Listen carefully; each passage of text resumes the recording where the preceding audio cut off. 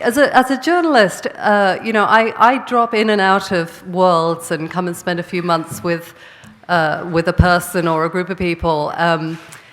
And I was lucky enough to be invited into the world of Hamilton in early 2014 by Oskar, who wrote to me saying, I think this is the most exciting thing I've worked on since Angels in America, and of which he was the first director and dramaturg. I went along and saw a workshop production of the show and agreed. It was the most astonishing thing I'd ever seen in any form of arts or media. And it was thereafter a kind of tremendously exciting 9 months for me until the opening day. I don't think I've ever felt quite so clearly that I was witnessing the making of history and the making of a masterpiece. And I wanted to ask you both, but maybe start with Ron, because you were there. You were in this first. How did you how did this happen for you? How did this audience would be happy to hear. Songwriter approach you, and what happened? This whole madness started in Brooklyn Heights. I was back in the fall of 2008. I'm a neighborhood resident. I was strolling. I ran into my friend Gara, who said something that startled me. He told me that his daughter Una, who had gone to Wesleyan, was best of friends with a hip-hop artist named Lin-Manuel Miranda, who had read my Hamilton book and had become obsessed with it. Gara said that Lin got very excited to find out that Gara and Una were friends. Anyway, he put us in touch, and I went to see a Sunday matinee of Lin's first musical, In the Heights. And I went backstage afterwards, and I said to him, so I gather my book made an impression on you. And he said to me, Ron, as I was reading the book on vacation in Mexico, hip-hop songs started rising off the page. And I said, really? I mean, this is not at all a typical reaction to one of my books. The same thing happened to me. I just had to keep pushing them down. And at that time, he knew that he wanted to do a hip-hop concept album based on Hamilton. I'm still not quite clear what a concept album is. But he said if all went according to plan, that Hamilton would be his second musical. And being a complete ignoramus about hip-hop, I said, how can hip-hop be the vehicle for telling this story? Because I could tell from the very beginning, he didn't want to do something that was satirical or outrageous. He wanted to do a serious, dramatic rendering of Hamilton's life. And he said to me, Ron, I'm going to educate you in hip-hop. And he pointed out two things that are extremely important to the show. One, he pointed out that because the hip-hop lyrics are very dense and rapid, you can pack an enormous amount of information into the lyrics. So much information in the show that it's almost, as Lin says, an advanced placement history course. And the other thing that he pointed out, very important to the show, is rhyme and wordplay. Not only rhymed endings, but internal rhyme and wordplay, which is what makes, I think, the hip-hop so absolutely delightful and poetic to the ear. So that was the start of my relationship. Mm-hmm. Did he school you in hip hop? Did he give you like mixtapes and stuff like that? No. They'd be worth a fortune now. I think he looked at me and realized I was going to be a slow pupil, with that. But he did ask me on the spot, because again, this was November 2008, to be the historical advisor. And so I said to him, "You mean you want me to tell you when something is wrong?" And he smiled and nodded his head, and he said, "Yes, I want the historians to take it seriously." Mm-hmm. Well, that, of course, was music to my ears, and that spirit was there throughout the last 7 years. So at that point, had he written anything, or was it just that he had this idea that he wanted to? When did you first hear anything? He then came over in February 2009, came over to my place on State Street, sat down on my living room couch, started snapping his fingers, and this is what he sang. how does a bastard, orphan, son of a whore, and a Scotsman dropped in the middle of a forgotten spot in the Caribbean. You know, and he went through the entire first song.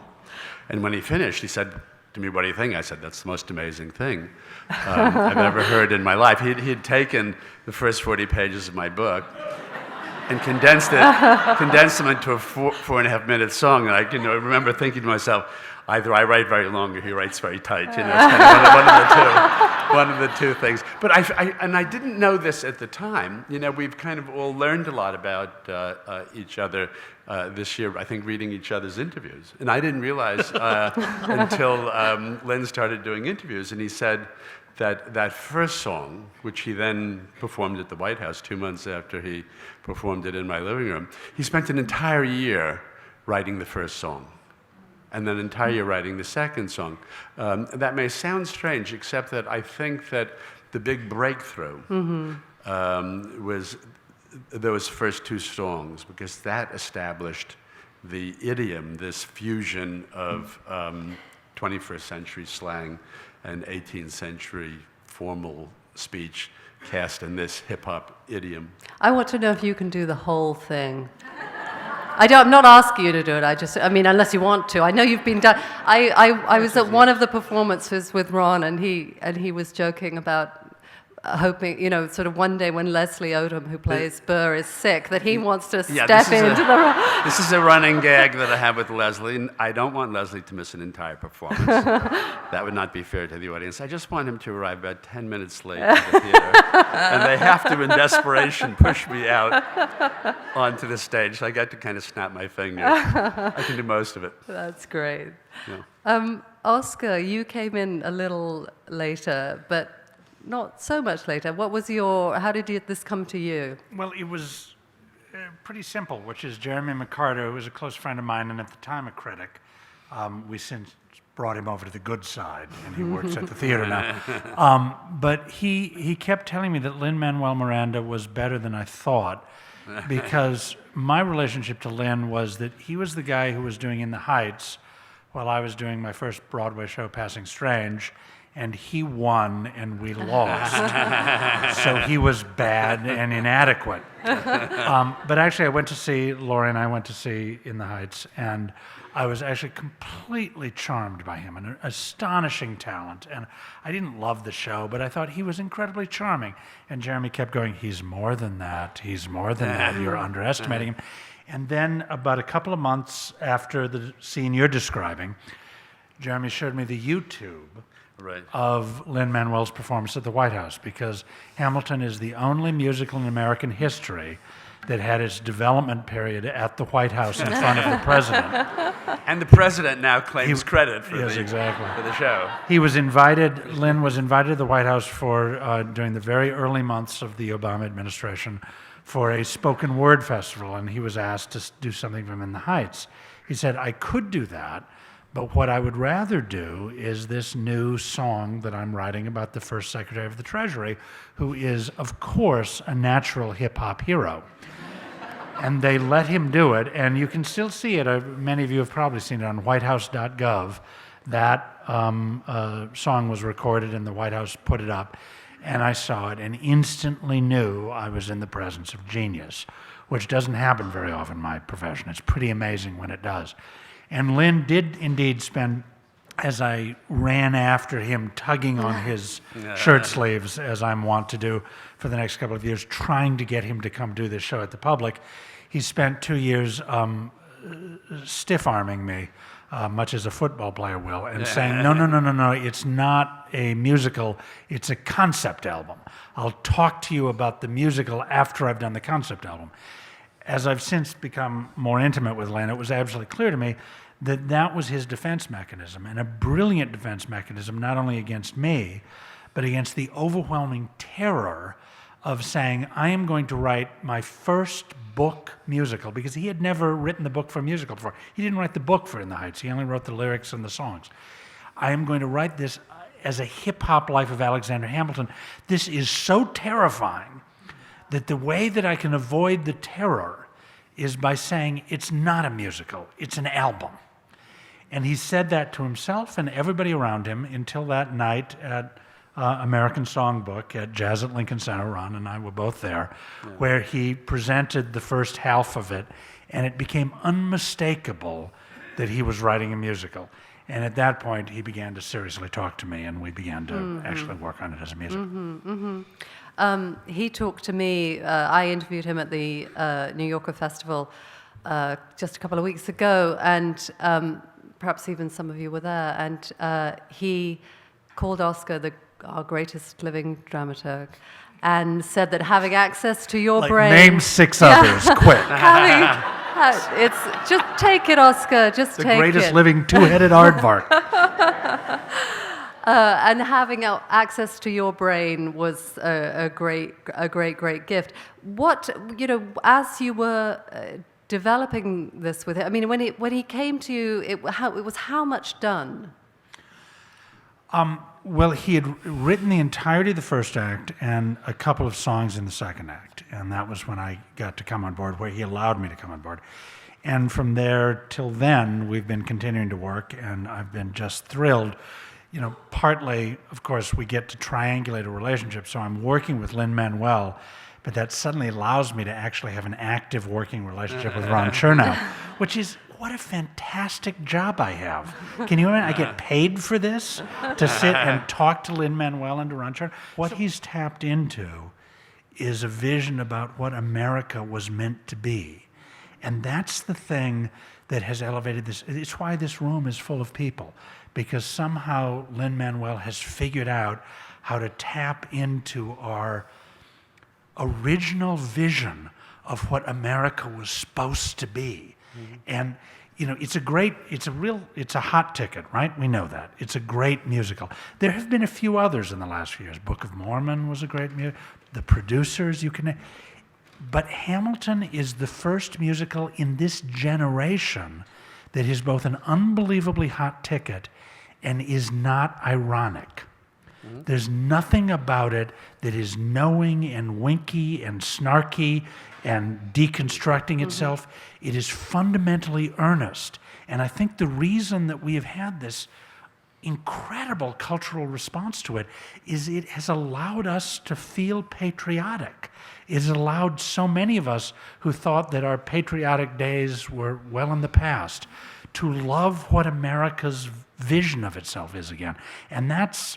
So I went off field from your question. But Don't stop. That's what I feel like we were trying to figure out how to do every step of the way. How can we make that what this show is about, and how can we communicate that? This is the kind of thing that, Oskar, you're very, very good at, which is explaining to people what it is that they're trying to do in ways that sometimes they don't know themselves. It's what they're trying to do. I think that's your great genius. Did Lin know what he was doing as he was doing it? Was he as conscious of that frame as you were? Sure. Lin is incredibly smart and incredibly aware of what he's doing, but what he is also brilliant at is figuring out how to take aging white guys like Ron and me and figure out how to use us. Figure out how to use, he's one of the things, and actually I compare him to Tony this way, Kushner's the same way, is he figures out how to harness the talents of the people around him so that he can use them to fully unleash what he does. So I think, of course he knew what he was doing, but on the other hand, I think it was very useful for him to have reflected back to him a mirror of what he was doing, an articulation. Just as, frankly, Rebecca, you did that for me. That thing you just said is what you wrote in 2010 about what I do. You wrote that I was able to see what a show wanted to be and wasn't yet capable. I had never articulated that. Now Tony Kushner quotes that to me all the time when we work together. But you know what? Because in a way, that's what collaboration is. It's we're providing a series of mirrors for each other in which we're trying to say, oh, I see what you're doing, and here's the platonic version of what you're doing. I think that one of the things that unleashed Lin, that I was very proud I did, was say to him, you are Shakespeare. You are doing exactly what Shakespeare did, which is taking the language of the people, turning it into verse. And by turning it into verse, you're elevating it, so you're taking common people and you're making them heroic. You're giving them stage as the heroes and the subjects, not the objects of history. And I think all I was doing was saying to Lin what he was doing, but I think it was useful for him to hear somebody say that. Because then he can raise his game to consciously do that. Right.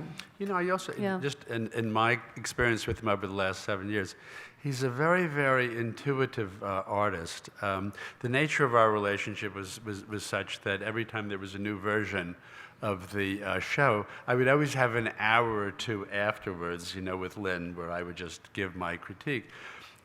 And again, I don't know, maybe your relationship was very different with him. We wouldn't have these long, sustained analytical discussions. In fact, I would start talking, as I am wont to do.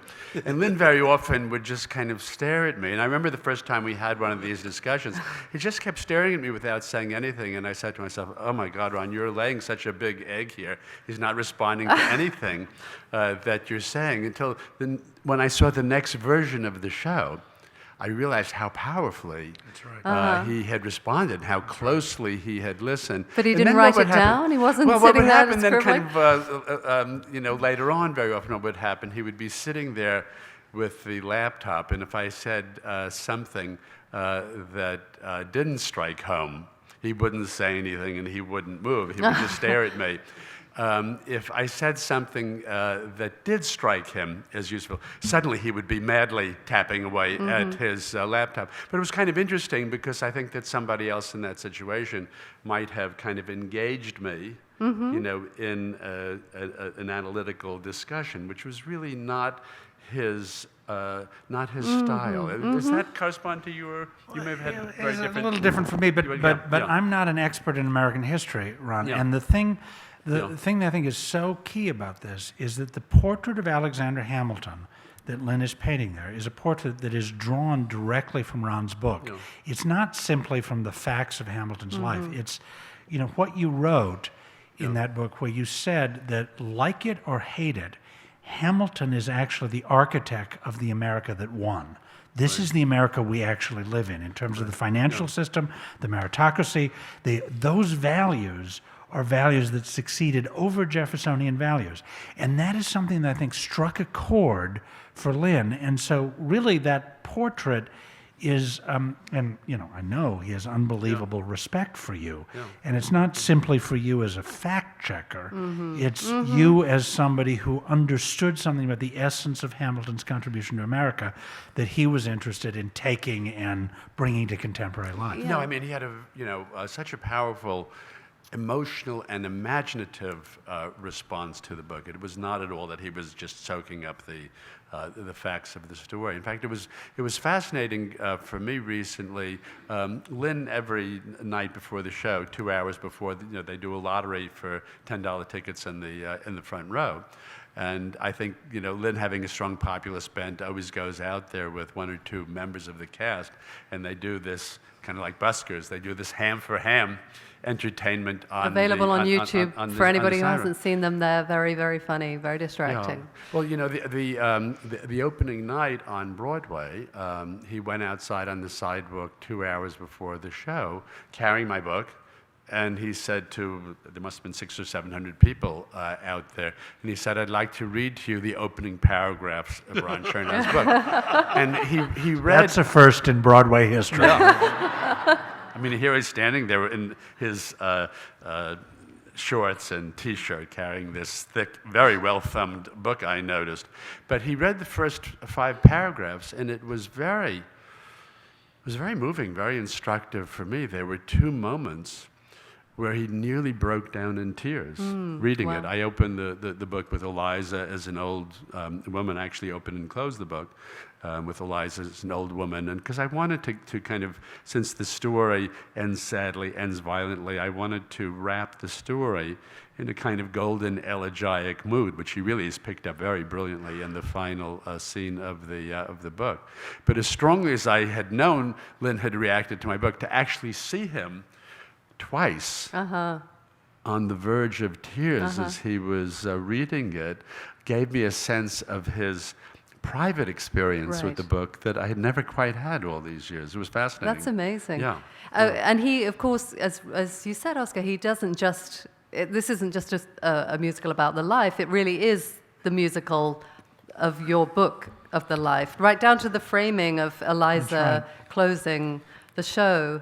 I mean, one of my secret pleasures during the waning weeks of the preview period was watching various producers who have various voices arguing against ending the show with Eliza, and me just going, well, you can say what you want, but Ron's book ends that way. It's not going to change in the musical. It's a done deal. But the other thing I want to say about the specific thing is that, in a way, he's been incredibly complicated, and there's more information in Hamilton than I dare say in any Broadway musical in history, more content, and it's because, as you say, hip-hop is able to contain that. But also, it's all resting on the apex of a really simple idea. Hamilton was a founding father who was not a Virginian aristocrat, but who was a bastard immigrant orphan from the West Indies. And just the idea that you can tell the story of the founding of America from that point of view, from an immigrant bastard orphan's point of view, is something that unleashes a power about what America is. And it's so simple. It's those first lines that he's saying to you, sitting on your couch. So it's very first idea that the entire edifice is built on that. And that's the thing about drama. It's fundamentally, it's got to be simple. You can build mountains on top of it, but the basic insight has to be a simple insight. And it was that simple insight that he got from your book that everything else arose from. Yeah. It's also the line that in the times that I've seen it gets the most joyous response, right? Both of us are doing right. Yeah, and actually, as an immigrant myself, It's when Lafayette and Hamilton meet on the. We'll do the whole thing now. They meet on the battlefield in command at Yorktown, the decisive battle of the American Revolutionary War, and they say, "Immigrants, we get the job done." No, in fact, I started to say to Rebecca backstage when I first met Lin, because In the Heights was really an autobiographical show. It was almost like a wonderful first novel, growing up in a Latino neighborhood on the Upper West Side. And when he told me he wanted to do Hamilton, it seemed like he was doing a topic that was completely unrelated to his first show. As time went on, I saw that there were, 1,001 secret subterranean connections between the two. And as you all know who've seen the show, there's a tremendous emphasis on Hamilton as an immigrant, which might seem like an obvious thing, but it's not. Okay. So this is not an immigrant working in a sweatshop. I mean, this is kind of, immigration on a very, very high level. But Lin, in many of the interviews, has talked about the fact that he identified Hamilton's story, particularly with his father. His father came, I think, was it his late teens, early 20s, spoke very little English, taught himself English, ended up getting a PhD. And so it was really an inspired decision to see Hamilton as an immigrant story. And also when I first met him and he told me that, he said, "Oh, Hamilton, this is a classic hip-hop narrative." Of course, I had no idea what the hell he was talking about when he said that. But as time went on, the fact that Hamilton was self-created, that he escaped from poverty by the power of words, and also that there was this very frenetic, driven, relentless quality to the life, which so perfectly matches up with the driving, pulsating music. When you think about it, there are not a lot of figures who would work in that way. But I think that it was interesting. The opening night at the Public Theater, there was a party afterwards. And I said to Lin, there's much more of you in Hamilton than in the Heights, even though In the Heights seemed to be, superficially the more autobiographical show. And he said to me with great fervor, "Ron, why can't everyone see that?" I mean, and then he paused and said something that was no less startling, which was, "And there's also a lot of me in Aaron Burr." And I think that he is playing out the two sides of his own psyche with Hamilton and Burr, because one side of Lin is brilliant and creative and ambitious, and maybe a bit driven the way that Hamilton is. But I think I think he remembers being the shy kid in the class who always remembered there was that bright kid who always knew all the answers and was the first one to raise his hand, whereas he identified with the shy kid who was always hanging back, who was afraid to compete with that kid, and it was the Burr side. So, and I think it's one reason that he so humanized Burr, because there also was a strong identification there. Right. So this story was like filtered through his life and his mind on many different levels. Yeah. As historical consultant, he came to you and said, showed you drafts, or how did it Well, work actually, out? He told me the other day that on the night before the first preview, there was a phone call with you, or a email exchange with you, meeting with you, and there were still like 9 things in it that aren't actually true, and he sort of had to go through them with you, and you either signed off or didn't. Anyway, tell us a little bit about that behind the scenes of that process. In 2009, 2010, I was saying before, he spent a year working on the first song, a year working on the second, and then his director in great pale, Tommy Kail, said to him, Lin, we better speed up the pace a little bit, or we'll all be dead, before this show is finished. And so Tommy put Lin on a kind of regimen. I think it was maybe 1 song a month, 2 songs a month. And so Lin would send me the songs via email, and I would just hear Lin alone at the keyboard. Right. Pretending to be the Schuyler sisters, exactly, that kind of thing, yeah. And he would always send them with these kind of psychedelic screens that I would be watching, which seemed like out of another era and another style, but this was Lin. There was always something creative and unpredictable about it. So initially I was just reacting to the songs and the portrayal of the characters in the songs. And he was sending them, he was composing them completely out of sequence, right, Oskar? I mean, well, not entirely out of sequence. He was working his way towards the end. But I think that I was at a disadvantage that Oskar, for instance, would not have had. I mean, this was obviously the first time that I had been involved with the creation of a musical, and so sometimes it was very hard for me to picture the scene that would be surrounding that song. But Lin was able to maintain a psychological continuity with the show because he was doing so many different things. He was appearing in movies and television series, and he was performing, and he had this group, Freestyle Love Supreme, this hip-hop group that does improv and comedy. And actually, when I look back, the more I think about that group, the more I see the influence of that on the show. For instance, my very favorite scene in the show is Satisfied, the so-called rewind scene, where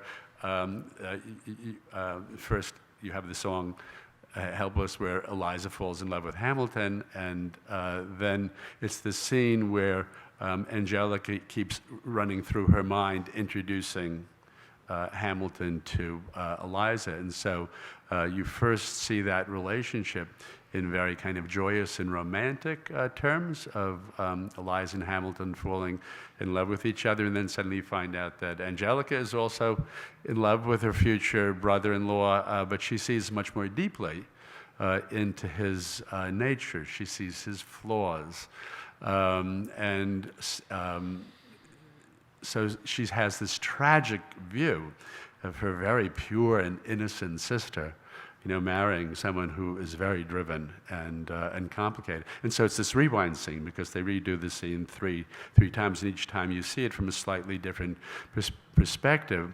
And the rewind comes from the Freestyle Love Supreme because people in the audience would throw out name, like they might say, give us a color. They would ask the audience to throw out words, and then they would start improvising and rapping with the words thrown out by the audience. And and then they would create a whole story, and they would start dancing to the story. How in the world they did this, I have no idea. It was very impressive. But what they would do, they would say rewind, and then they would the story that they had created, give you the same story with a different ending, or seen from a different point of view. So I think that's where he got that from. And that Angelica story, I mean, it's so perfect for a musical, but it all, I mean, there really was this connection between them. When I read your book, my reaction was, well, if he'd married Angelica, he'd have been president. You know, it's not quite how I feel watching the musical, but I certainly, felt that reading about her. And actually, one of the things that very much impressed me with Lin's integrity is that I leave ambiguous in the book as to whether the relationship between Angelica and Alexander Hamilton was ever consummated, that there was a mutual fascination. Everyone testified to that. Whether this actually led to romance, I'm doubtful of it. But anyway, it was ambiguous in the book. And I like the fact that Lin kept it ambiguous in the show, and he's creative enough to have made the ambiguity utterly fascinating. But I'm sure that 99 out of 100 people creating a show with the Angelica story would have had scenes of them sleeping together. There wouldn't have been that kind of subtlety and mystery, which required, talent of a much higher order. Well, the other wonderful thing about that, of course, is that it's based around a comma, isn't it? There's a discussion in the show of whether he, in a letter to Angelica, he put a comma before dearest, so whether he's calling her dearest or not. And as a writer, it's thrilling to see him doing things with punctuation. Very romantic. Very, very. No, and this is. I mean, that was pure invention on Lin's part, but what subtlety, delicacy. I mean, that's like a touch out of a Jane Austen novel. That so much weight is carried by that comma. Yeah. So he told me about this list of things that he discussed with you that he took out, and things like George Washington's. He had George Washington have wooden teeth at one point, and you said, "Don't do that. Everybody will blame me. He didn't have wooden teeth." I don't even remember that. What about more substantial historical deviations from the truth that happened there? Is there anything there that matters? Do you think that it's changed around? And Oskar, perhaps you can talk about dramatic truth as opposed to historical truth. Well, look, I think on the one hand, Lin wanted something that would be taken seriously by historians, as he said to you and quoted to me many times. And on the other hand, he recognized that there were certain clarifications that were not worth it. The one that I have the hardest time with, but I think is correct, is that, of course, Burr never ran for president, and that the whole last section where Burr and Jefferson seem to be running against each other and Jefferson beats Burr is really, in historical terms, just, a complete parody of what actually happened at that point. But the important thing is he was getting at a dramatic truth that was also a historical truth, namely that Jefferson and Burr were competitive, that Burr was breaking the rules of what Jefferson felt and what was at that time felt an appropriate electoral, and that it led to Burr's humiliating defeat. That is all accurate. However, if you actually tried to write the history based on Hamilton, it would be wildly inaccurate. And that was the hardest one for me to swallow, but I think the correct decision was made at the end, that this is something that gets at the essence of historical truth without ever being something you'd teach in history class. Mm-hmm. Yeah. I think both Oskar and I much were impressed by how much accurate history than dramatic license in the show. One thing that I've kept saying to people, my takeaway from 7 years of being involved with the musical is that history is long, messy, and complicated. A Broadway show has to be short, coherent, and tightly constructed. And there is a tension between the two. I think Lin did something that's very ingenious in those cases where there is dramatic license. He always introduces accurate elements. There's always something real even if he's inventing a scene. So with Aaron Burr, you see Aaron Burr going door to door. He's campaigning, which was completely novel at the time because that was considered very unseemly to actually go out and campaign. And so now Aaron Burr went campaigning door to door in the 1804 New York City elections. Lin kind of interpolates it back into the 1800 presidential race, and as Oskar said, it never really happened. But I think that this show has worked so well as history because there's always an element of truth in everything. So that, for instance, there's that scene where Madison, Jefferson, and Burr confront Hamilton with the payments to a Mr. James Reynolds, which they think is for the purposes of speculation. And Hamilton says, no, it's because I was sleeping with his wife and paying off Mr. Reynolds. Now, it's kind of interesting. This is the way that Lin's mind works, which I think is wonderful. There really were three politicians who confronted him. One of the three was James Monroe, who was not a character in the show. None of the three characters in reality who confronted Hamilton with the evidence are the three characters who do in the show. But it's interesting that he kept that structure of the three Jeffersonians, including, in this case, Jefferson, doing it. And so there's really not a moment in the show, I think Oskar would agree, where there's not some basis of truth. I both completely agree with that, Ron. And for me, the focus is a little different. There is no moment in the show where I feel like he is distorting the underlying historical truth of what was going on. That, in other words, the details may be fudged or changed, but it's to get at something that is actually accurate. I mean, to the point that I'm sorry to say he resisted dramaturgy. I was trying to get him to clean up certain things and to make clear some of the points he was making, and he danced. He resisted. He wouldn't do it at certain crucial moments, and we had a lot of tension. And then I suddenly had a realization at one point. I said, oh my God, Lin, the complaints that I'm making about your dramaturgy in this scene are exactly the complaints that I have about Shakespeare. Which is there's places where Shakespeare frustratingly refuses to make clear exactly what he's saying.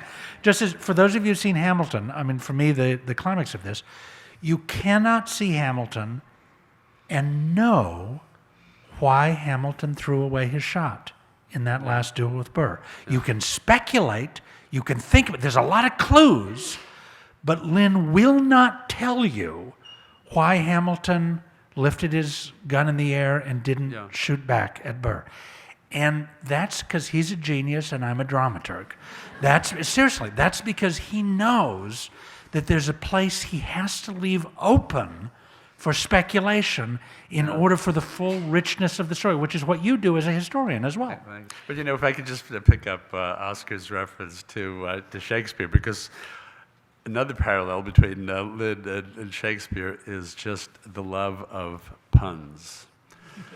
And it's a fatal weakness. And I don't know, Shakespeare survived pretty well. But I always loved Dr. Johnson's comment on Shakespeare and puns. He said that for Shakespeare, the pun was the fatal Cleopatra, for which he lost the world and was content to lose it. And this is Lin, and I realized how wedded he became to puns early on, because there's a scene, it's actually when Hamilton meets Aaron Burr at the beginning of the show. And Hamilton had wanted to go to Princeton. He wanted to, have this accelerated course of study, which the president of Princeton denied him, and then he went to King's College.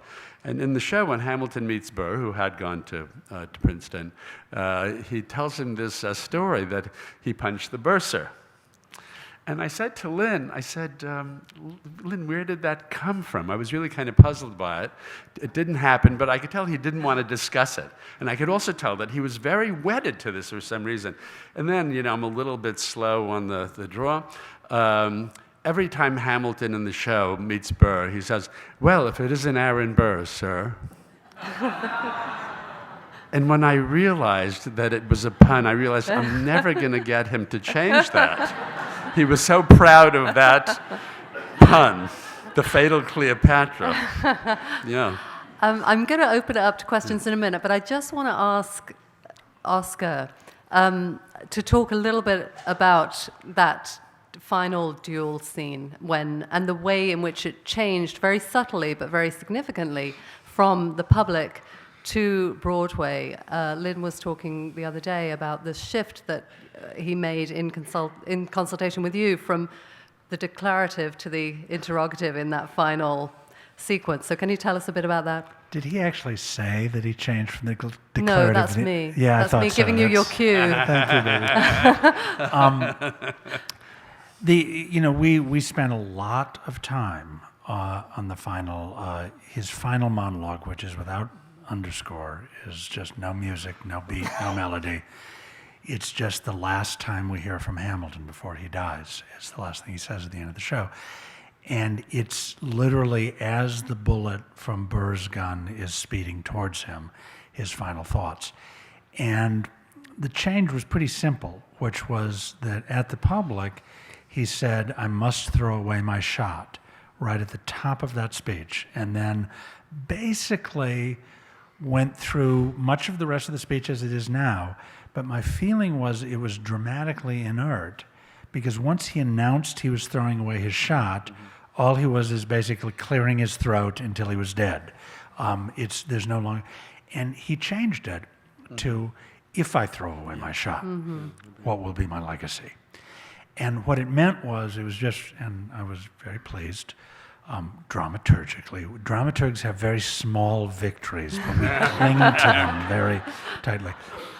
Is that by doing that, it meant that it was not until the moment when the chorus announces he aims his pistol at the sky, and he does so, that we knew what was going to happen. And that everything became, it went from the realm of, I'm going to die, and this is what I'm thinking about the other side, to, if I die, this is who's waiting for me on the other side. And it just felt like it lifted. It didn't do what I wanted him to do, which to explain that he was needing to die for the sake of the proletarian revolution in the future. This is why they don't let me write the plays, because it's just so dogmatic and terrible. But what it did do was it just suddenly elevated it all in the simplest of ways, which is that it became a question of if, what might happen. Yeah, well, as he said, he wanted to get gasps, and now he gets gasps when he performs that line. So you did it. You did it. You all did it. Congratulations. I was wondering if you guys could speak at all about the casting of Hamilton and how the story of the Founding Fathers is about mostly white people and told by mostly minorities, and what your thoughts are. My thought is that was a very, very good idea. And it was built into the central dramaturgical principle of the show, which is to tell the story of the founding of this country through the eyes of an immigrant from the West Indies. And as soon as you did that, as soon as you made that intellectual leap, which is what Lin did, it made the casting inevitable. And of course, there were individual people. I mean, one of the great fun things was when Lin would write something and call up David and say, "I've got something you can't pronounce now." And David would say, "Yes, I can." He was writing for individual voices. But even more than that, what he was doing was saying, writing this musical is a way for me, my people, and those like me to take ownership of the story of the founding of America, to say this is our story. And that is, again, it's an incredibly simple idea, but it's the idea that underlies the entire show. And it's why you can feel it, I hope, when you see the show. It's not that you're waiting to the first act to decide whether you like it or not. Within 3 minutes from the very first, you could feel the audience go, "Oh," because they get it. And the casting of people of color in all those roles is central to the idea of the show. Yeah.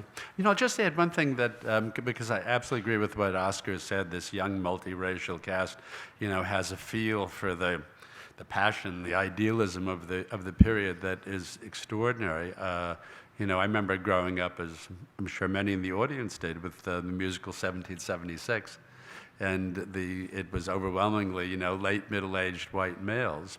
And one thing that has not, I think, gotten attention, which is very significant, in addition to the, you know, Black, Latino, Eurasian, biracial casting of the show, is how young the cast is. Again, think of 1776. You know, the Revolution seemed to be the property of late, you know, middle-aged men. Almost the entire cast is under 35 or 40. A lot of them are in their 20s. And I think that as a result, it really communicates the spirit of a revolutionary period. Revolutions are made by young people. You know, it has that fire and dynamism to it. So it's so essential to the show. That's absolutely right. Yeah. That's a good point. With the revolution back in the Revolutionary Yeah. War. Yeah. There's a People in the middle there. Somewhere in the two middle, in the yes. middle there. Can you tell us about the decision to include the king as a character and how his musical style and songs developed? Sure. The actual "You'll Be Back," the McCartney-esque ballad that was for King George was written relatively early. It was one of the first dozen songs written, and you know it sounds like a Beatles tune. And it is one of my aspirations to actually hear Paul McCartney sing it before I die. He loves the show, so there's a chance. But in the early workshops, it was definitely questioned whether that would be a separate character. We actually had various members of the ensemble, specifically the actor playing David's character, the Marquis de Lafayette, actually sang George in a number of the early workshops, and it was great. It was fantastic. But, you know, Tommy and Lynn always thought, you know, it might be good to have a role for a white guy. And the workshop that we did in January of 2014 was the first time that there was an additional member of the ensemble who was a white guy who sang King George. And it was Brian Darcy James. And by the end of that weekend of performances, it was written in lead that was going to be a separate white guy because it worked so well. You know, also I think what happened, because Brian is just a master actor, as is Jonathan Groff. The actors who did George III before, the songs were hilarious. They didn't create a fully fledged character. I think that this was really Brian's great contribution to the show, of this kind of haughty, sneering, richly detailed character that he created, which then Jonathan, who saw him do it 5 times before he started doing it, Jonathan has varied it in a lot of different ways. But I think that the great contribution that he inherited from Brian was that this haughty, sneering character that really became the essence of George III. And we now have a third king stepping in for a month or so, Andrew Rannells. It's a great, you can switch in whoever gets their We are going to have hand up so first. much fun at benefit concerts in years to come with who gets to sing King George. Yes, there's another one there in the middle. I already grabbed the microphone, so that makes it easier. So I have a question. One of the things that makes the musical a masterpiece and so powerful is that the women have such a powerful voice and that they have their own kind of agency. And I'm especially curious about the staging and the character, the historical character of Eliza. She opens the book. Yeah. She ends the book. She is a powerful narrator, and she's the only one to talk about narrative. So she's kind of the historian pending throughout the musical. But at the same time, one gets the impression, both from reading your book and from other sources, that Hamilton didn't have a lot of faith in Eliza. That he tells her to improve her mind. He wouldn't have her at his deathbed at the beginning. There's kind of this feeling, kind of cautions that he doesn't give to Angelica, who he seems to see much more on his intellectual level. And I kind of want to hear from you kind of about the role of Eliza as a historical character, and then in the staging where she's very powerful and almost an anchor. Yeah, well, I mean, there's nothing that touches me more than just the centrality of Eliza in the musical. I started writing the book in 1998, and Elizabeth Schuyler Hamilton was a completely forgotten historical figure. Everyone knew Martha Washington and Dolly Madison and Abigail Adams, but if you stop people on the street, they'd never heard of Elizabeth Schuyler Hamilton. People couldn't tell you a single fact about her. And so I feel between the book and Lin's writing, and now the brilliant performance by Philippa Sue, Elizabeth Schuyler Hamilton is really becoming a true founding mother in a way that she never was before, which is really great. I think you're absolutely right. She wasn't an intellectual sparring partner with Hamilton. He wasn't looking for that in a wife. Hamilton, and I think the three men in the show are quite extraordinary, and each one represents a different side of his character. Eliza, the goodness and the purity. Angelica, the worldliness and the sophistication and fascination with politics. And then alas, Maria Reynolds, the sensuality, and even in her case, the sluttishness. And somehow you kind of, put those three women together and they add up to an interesting composite portrait of Alexander Hamilton. And the women are just breathtakingly good. In it. And again, it's a tribute to Lin-Manuel that he can create women characters as beautifully drawn as any of the men. We keep mentioning Shakespeare, which I think says something about Lin, that he has that kind of range. Yeah. The phrase you use is exactly right, is Eliza's the only person who's constantly conscious of her presence or absence in the narrative. Mm-hmm. And the decision to remove herself from the narrative in the face of her husband's betrayal is breathtaking as her decision to put herself back in. Mm-hmm. So Ron kind of did it for us. He put her back in the narrative. But in the musical, she puts herself back in the narrative. And that choice that she makes, that she is going to actually become part of the story by the way she tells that story, is something that is immensely resonant for me, not partly as a storyteller, is that you make the choice that you are going to actually influence the world by telling stories. And she does that, and it's a gorgeous way to end the show. Mr. Eustis, this is a little, the play was wonderful. Enjoyed it immensely. I know something about the founding fathers, and I learned more things that I didn't know, including one of the things, most important things, I guess, that Hamilton's son himself was in a duel on the same spot where his father was killed. And, I'd never known that before. Close. I actually Lin originally wrote the same spot, and I got him to change that to near. It was okay, but the area, it was wonderful. But I have a question that goes to musicals today in general, and it certainly came up in Passing Strange. There is this tendency, more and more, for the music, the instrumentation, to be as loud and even louder in some cases than the lyrics. And in a play like Hamilton, where every word is very important, because it's, these are not empty lyrics. These you need to follow them, and that's what instructs the play more than many other musicals. And on top of that, it's rapid because it's hip hop. A number of people I know complain that when the music is that loud, as loud, even louder than the lyrics, it's very difficult to understand each of the words. And words are important here.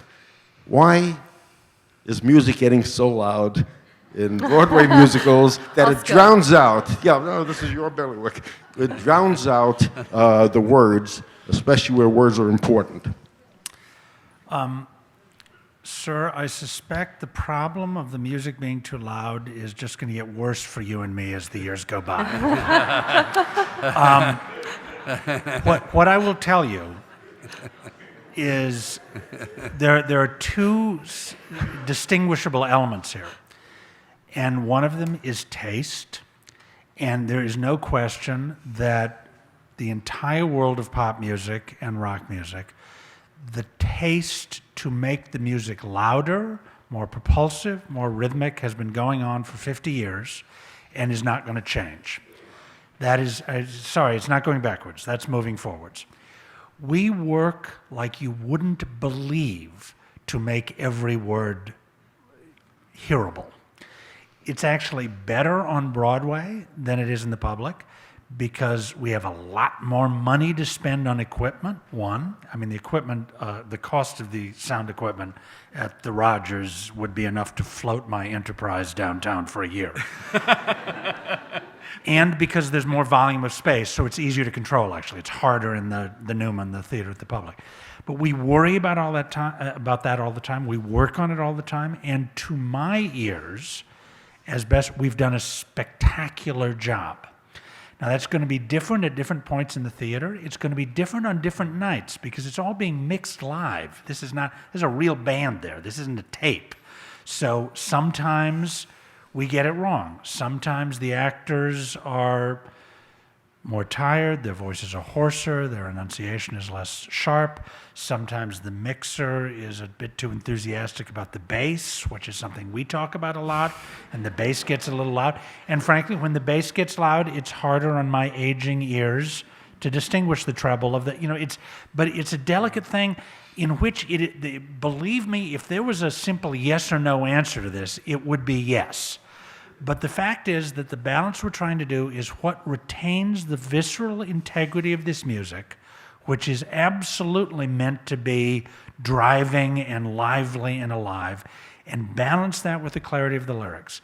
When we get it wrong, I'm really sorry, but we're working hard to do it. We're not ignoring it. I promise you, we think about it all the time. Okay, we have time for one more question. I'll let you pick. Okay. Do you want to choose anybody? Let's Nobody wants to ask Nobody. That must be. That's a lady. I'm sorry. I have an observation. We've seen In the Heights, and it's foremost a love affair to New York. Mm-hmm. I feel, and I think many people would, that because New York is organically New York, if you're an immigrant, there are so many chances, there are so many different places to be. And I think that for those of us that have studied our American history or come from other states that have grabbed on to the torch of being, like Massachusetts, Virginia, the torch of being the foremost states for the rebirth, for the birth of our country, that this show shows very clearly that if there hadn't been in New York, most of this might not have happened. Absolutely. Although, I'm fairly convinced that without Brooklyn, the American Revolution would have failed altogether. Well, we know that. But although, as Lin said to me the other night, that of course, the people that do have a legitimate beef with him, as he put it, the people from Philly, because so much happens in Philadelphia that it's all been. No, I said that to Oskar. I remember one night when it was at the public. I was terrified we were going to wake up one morning and there'd be a front page article in the Philadelphia Inquirer, Philly dissed in new Hamilton musical. Because, for instance... I failed to be terrified because who cares what it says in the Philadelphia Inquirer? Sorry. I moved here, so of course I'm like completely... But what is correct? I mean, history has happened in Manhattan, and we just happen to be in the greatest city in the world. How lucky we are to be alive right now. It is a celebration of New York, but it's not of New York, hopefully. It is not of New York as a geographical district. It is the New York that has that lady in the harbor that says, "Give me your tired, your poor." It is the New York that is devoted to the idea that you can come here from wherever you are and start your life again. That you will be judged by the content of your character, not by the color of your skin or the contents of your wallet. That New York is that idea of New York I grew up with in Minnesota. Seriously, that's the idea of America. And that's an idea of America that's very different from the idea that an awful lot of Virginians had and still have. And it's a struggle. The American Revolution isn't over. We are still fighting about the meaning of the American Revolution, the content of the American Revolution, and that aspect of it is something that I just utterly support New York parochialism. Well, we are all lucky to be here tonight listening to Oskar and Ron, so thank you very much. you.